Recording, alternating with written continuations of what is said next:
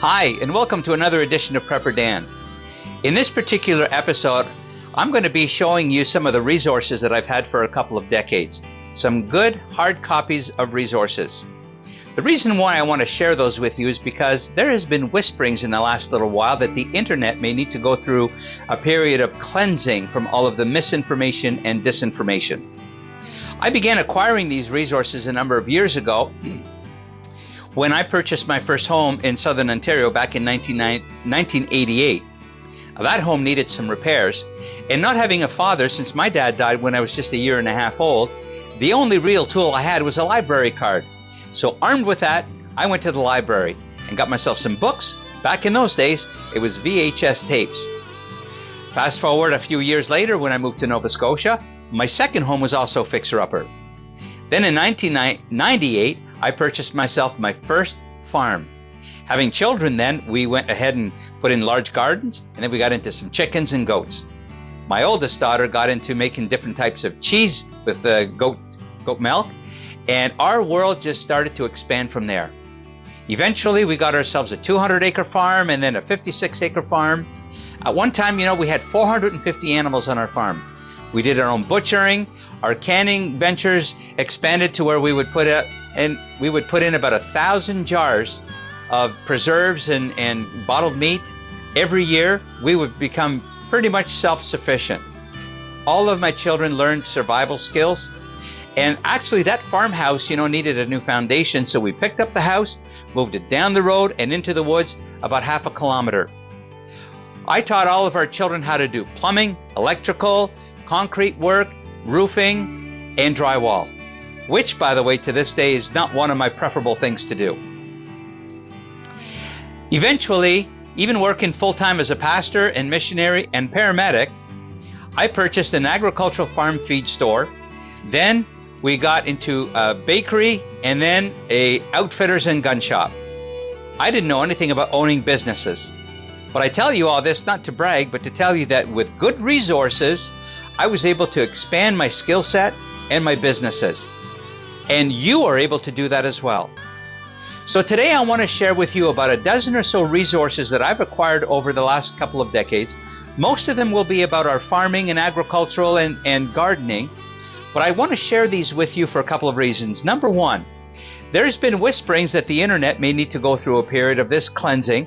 And if that happens, you will need some good paper resources in which for you to rely on. But the second reason is because, as you know, a lot of things can be censored and changed on the internet. These books have been tried and true and been found to be accurate over the last couple of decades. I have literally dozens and dozens of these resources, but this is just a sampling to whet your appetite. I want to encourage you that if you have good resources, to go ahead and list them in the comments section down below so we can all enjoy those while we can and have access to this internet. So I hope that this is encouraging for you, so let's get into it. All right, it's kind of hard to put these in any kind of order at all, but I'm just going to start with one of the ones that is kind of known to be the Bible of any homesteading at all. And I went ahead and put a hardcover on this one here, and if you can still get it, this is one that I would definitely recommend. And this one is called The Encyclopedia of Country Living by Carla, Emery. And it's been around for quite a while. I happen to have the 9th edition. And this book really covers everything at all about, well, it's called The Encyclopedia of Country Living for a reason. Introduction to plants, grasses, grains, canes, garden vegetables, herbs, flavorings, tree, vine, bush, bramble, food preservation, introduction to animals, poultry, goats, cows, home dairying, bee, rabbits, sheep, and pigs, and then on and on. And, well, it's got close to 900 pages, actually. Let me just check here. Yeah, it's got about 900 pages. So it's definitely a worthwhile investment to put in your library. I believe, well, I've had this for a while, and I went ahead and went to a university and had a hardback binding put on this one because we have used this so much. It's very easy to follow. It's got recipes in here. It's got how-tos. It's got, for example, if you're going to have a cow, what kind of cows to have and for what. different questions to ask when buying a family milk cow. We have had Jersey cows. We have had mixed breed cows. We have had, beef cows. We have bought cows that were like day olds. We have a lot of experience with cattle. We have had, our cows for making butter and different types of cheeses and all that. And so this is a book that we had initially when we started our little homestead farming. I said little homestead farming, a 54-acre farm is not really that small. A 200-acre farm is not really that small. But this is one of the resources that we've had that has really been helpful to us. If you're just going to have a little farmstead, backyard kind of thing, here's another excellent book that you may want to get. It's called Barnyard in Your Backyard.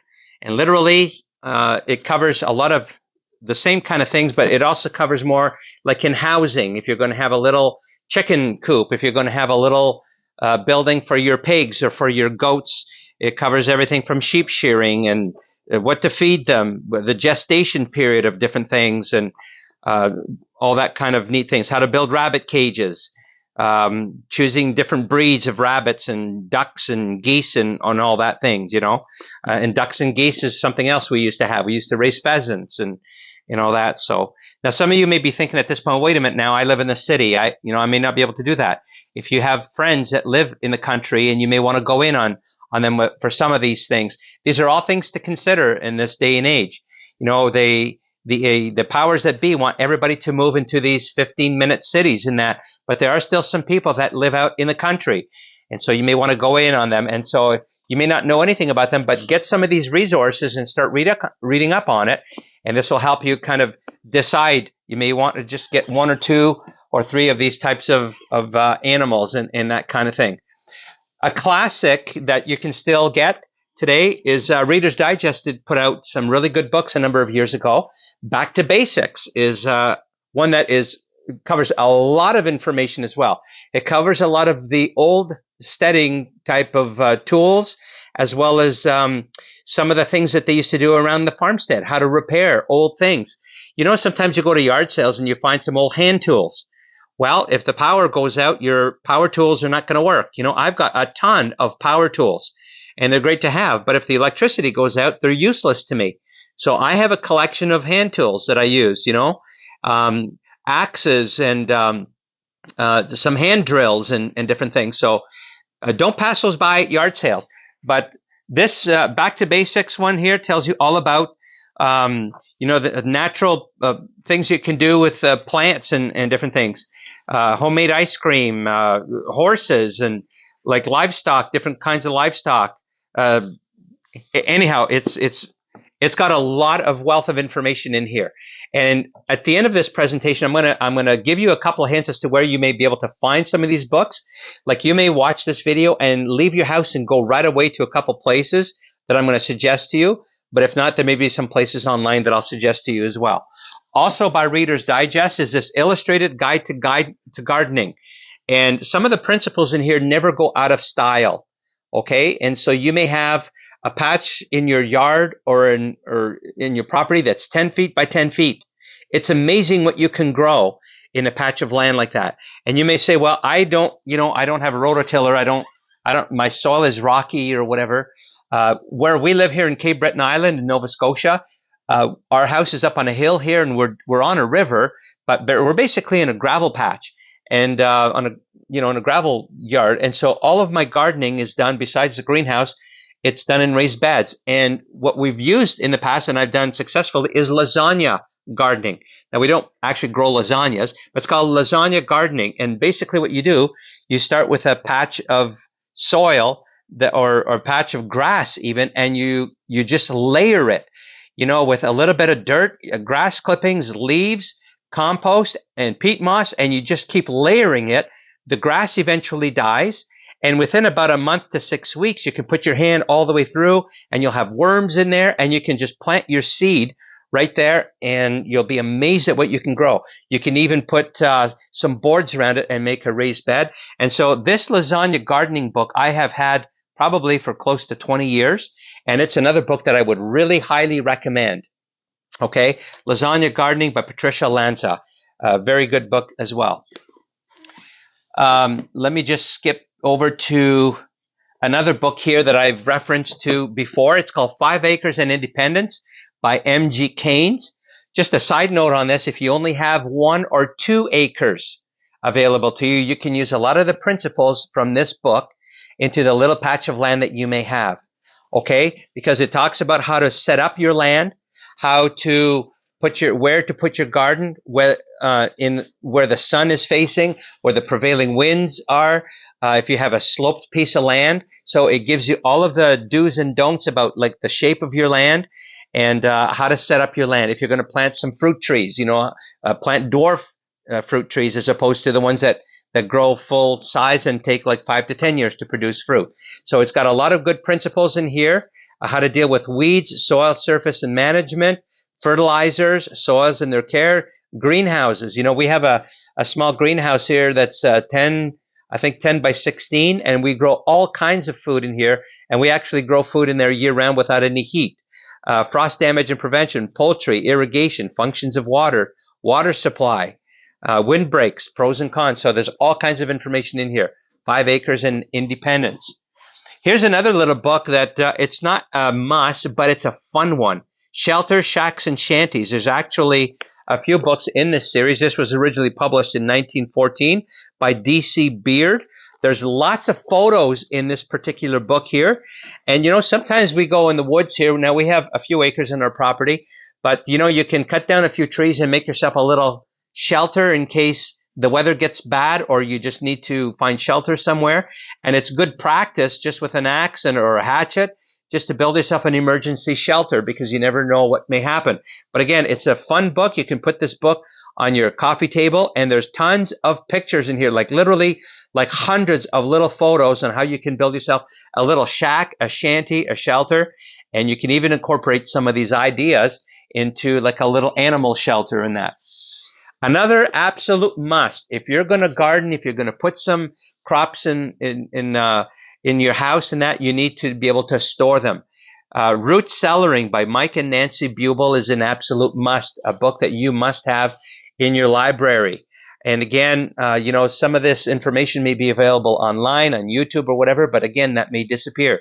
This book is an absolute must. What to can, what to preserve, how to do it, and where to do it, and how to build a root cellar. It doesn't have to be in your house.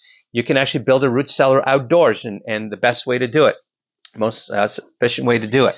So that's an absolute must as well.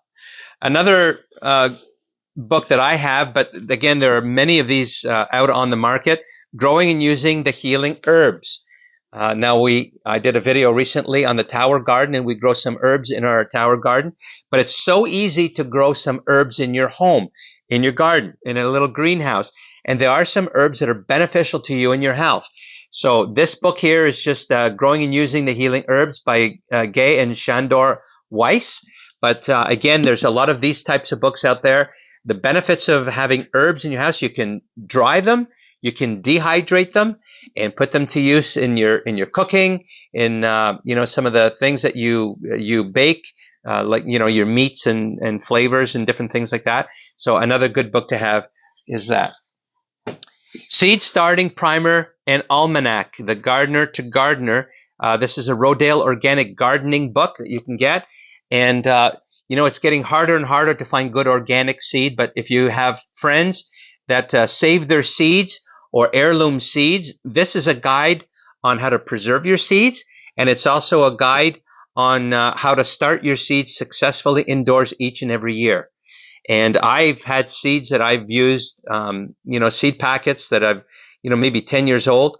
And I do a lot of my seed starting in February and some in March and some in April. But about a month before that, I will try some of those seeds to see if they'll actually work. And sometimes, they've gone bad or they just won't germinate. So there's a trial. But this book explains exactly how to do all that, because you don't want to miss out a growing season by having bad seed or GMO laden seed that you have to buy from the store. So this is another good book, again, by Rodale. So again, this will be in the description. Just a couple more.